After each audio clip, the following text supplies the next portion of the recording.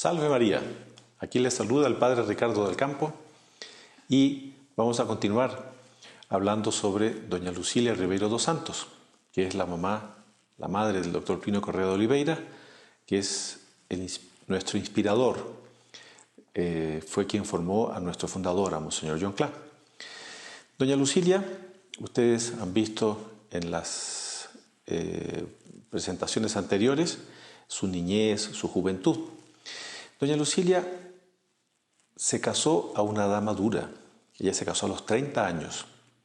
Y es una situación que debemos entenderla porque Sao Paulo era una ciudad pequeña. El doctor Pino, cuando se refería a San Pablo en esa época, le hablaba de la San Paulinho. En castellano sería la San Paulito, así un diminutivo. Y en esa ciudad, claro, existía, eran mucho menos la población, las familias, etc., ¿no? Entonces, doña Lucilia se casó a los 30 años y ella siempre fue muy religiosa, fue muy devota del Sagrado Corazón de Jesús, muy devota de la Santísima Virgen. Ella quería, en esa edad ya madura, antes del matrimonio, ella tenía que definir su vocación. El padre de doña Lucilia, el doctor Antonio Ribeiro dos Santos, a quien ella le tenía mucho respeto, mucha consideración, en cierto momento habló con ella para plantear este rumbo de la vida, el del matrimonio.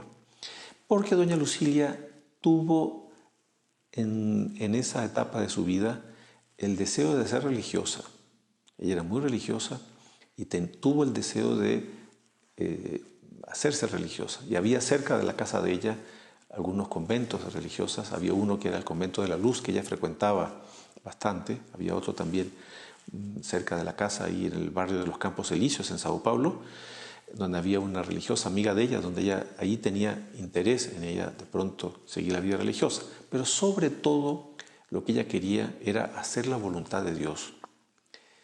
Cuando el padre de ella, el doctor Antonio, le plantea a su hija, a doña Lucilia, esta perspectiva del matrimonio, ella ve en esto una señal de la providencia. Ella le pidió a su padre para pensar un poco unos días y después de unos días, bueno, ella dio su asentimiento, ¿no? Pero sobre todo debemos ver en esto ese aspecto de mucha piedad, de mucha religiosidad, por donde ella no iba a dar un paso sin antes, por así decir, conferir con Dios, si es que era realmente la voluntad de Él. Entonces, doña Lucilia da este paso al matrimonio. ¿Y se casa con quién? Es un miembro de la familia Correa de Oliveira, una familia de Pernambuco. Pernambuco es un estado que queda en el norte, en el nordeste de Brasil. Una familia que estaba dedicada al cultivo de la caña de azúcar. Le llamaban señores del ingenio, los ingenios del azúcar. Entonces los señores del ingenio, la familia Correa de Oliveira, era de esas familias que se dedicaban al cultivo de la caña de azúcar. Ya en esa época la caña de azúcar había decaído un poco.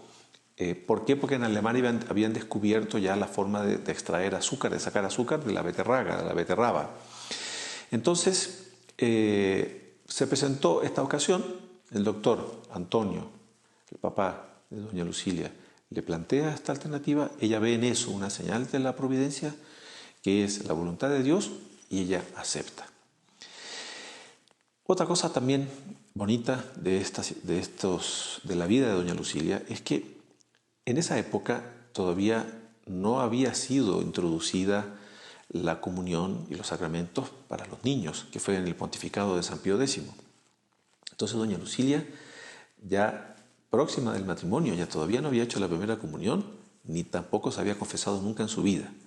Además, había una cierta influencia anticlerical, por donde las familias no llevaban a sus hijos para la confesión. Entonces, antes del matrimonio, doña Lucilia pudo recibir por primera vez la confesión y la comunión, que era algo que ella deseaba mucho. Y antes de casarse, el doctor Antonio habla con el futuro esposo de doña Lucilia, que es el doctor John Paulo Correa de Oliveira, y le plantea esta situación.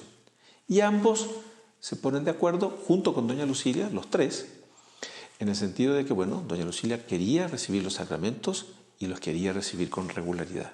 Bueno, el doctor John Paulo acepta esta situación, pero vemos en todo esto algo muy bonito, que es lo que ya hemos comentado. Doña Lucilia era muy religiosa, ella era muy devota del corazón de Jesús, de la Santísima Virgen, y ella quería llevar una vida de coherencia con la fe, una vida sacramental también, que alimentase ese deseo que ella tenía, ¿no?, de llevar su vida religiosa bien llevada.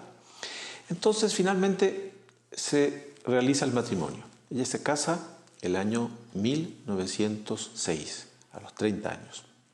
Fue un matrimonio lleno de esplendor, eran dos familias de alta sociedad, una de San Pablo, otra de Pernambuco.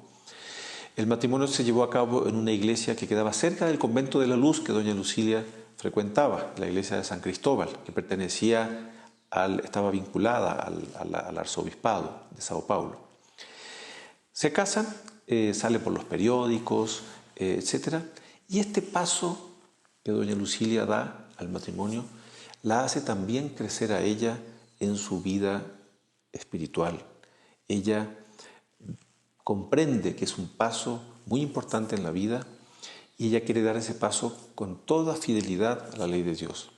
Hay una oración muy linda que Monseñor John, en este álbum que él escribió, que yo creo que es conocido de todos, hay una oración muy linda que Monseñor John en este álbum cita, que ella pide al Sagrado Corazón de Jesús para ser enteramente fiel en el matrimonio, para que siempre honre a su esposo, para que eduque bien a sus hijos.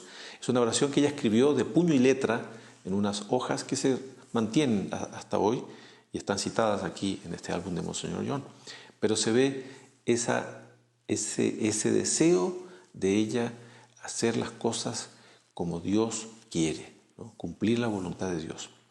Entonces, ese paso que ella da al matrimonio lo da profundamente compenetrada de que es algo serio para toda la vida, etc.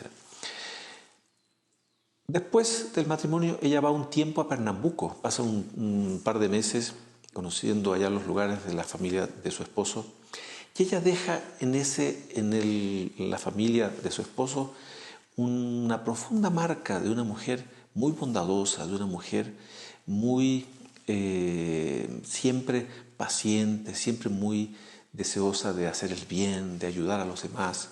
Entonces dejó ella en ese periodo que pasó en Pernambuco esa imagen. Volviendo a San Paulo, con su esposo, se instalan en una casa muy cercana a donde vivían los padres de doña Lucilia, que se llamaba el Palacete Ribeiro dos Santos. Ahí vivían ellos y doña Lucilia tiene sus hijos, ¿no? Su primera hija, Rosenda, que le llamaban doña Rosé, y después su segundo hijo y último, el doctor Plinio, que nace el 13 de diciembre de 1908. Entonces ella, como madre, es donde van a aparecer los lados más extraordinarios de ella. El doctor Plinio comenta, durante su vida, comentó muchas veces para sus hijos espirituales la bondad de doña Lucilia, la paciencia de doña Lucilia, el esmero con el que ella educó a sus hijos. Era una cosa extraordinaria. Dos hechos concretos muy lindos que también Monseñor John los relata aquí en el álbum.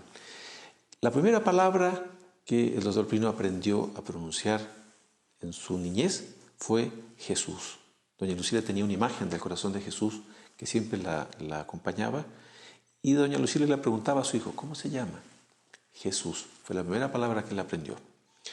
Después, el doctor Plinio pasó un periodo de insomnios cuando era niño, cuando era pequeñito. Entonces él tenía la cuna al lado de donde estaban sus padres, en la misma habitación. Entonces el doctor Plinio en las noches se despertaba y llamaba a doña Lucilia. Doña Lucilia tenía un sueño muy estable. Y como doña Lucilia no despertaba, el doctor Plinio no tenía duda. Él salía de la cuna, iba a donde doña Lucilia, la despertaba, se sentaba encima de ella y con los dedos le abría los ojos. Entonces el doctor Plinio comenta que doña Lucilia era de una paciencia, de una bondad, siempre abierta a consolarlo, a ayudarlo, porque el doctor Plinio fue muy débil físicamente en su niñez. Entonces el doctor Plinio, él sentía esa bondad, esa paciencia, ese deseo de hacer el bien que doña Lucilia mostraba con sus hijos, y eso a él dice que le hizo un bien enorme en su formación, en su estabilidad espiritual, psicológica. Entonces, doña Lucilia en este sentido cumplió con su papel de madre de un modo extraordinario. Y el doctor Plinio decía que él veía, y doña Lucilia también sentía, que ella estaba llamada a ser madre de muchos hijos. Sin embargo, tuvo 2. Entonces, nosotros, en los heraldos del Evangelio, consideramos a doña Lucilia como una madre espiritual nuestra. Entonces, yo termino esta exposición sobre este aspecto de la vida de doña Lucilia, manifestándole a ella toda nuestra gratitud, ¿no? Por el hecho de que la formación que ella dio al doctor Plinio fue una formación extraordinaria, que esa formación de algún modo la transmitió el doctor Plinio también a Monseñor John Clark, y Monseñor John Clark la ha transmitido a los heraldos del Evangelio. Entonces, yo deseo manifestar nuestra gratitud a doña Lucilia, al doctor Plinio, a Monseñor John, por habernos transmitido toda esta, por así decir, esta bondad, este aspecto de fidelidad, este aspecto de fe, de religiosidad que doña Lucilia le transmitió al doctor Plinio y como consecuencia a nosotros. Y para que ustedes que nos están oyendo y acompañando en estos programas sobre doña Lucilia, también conozcan y profundicen y también puedan de algún modo beneficiarse de esta influencia de doña Lucilia, esta influencia extraordinaria que nos puede hacer un bien espiritual muy grande. Entonces es lo que deseo para todos aquellos que nos están escuchando. Que Dios les bendiga. Salve María.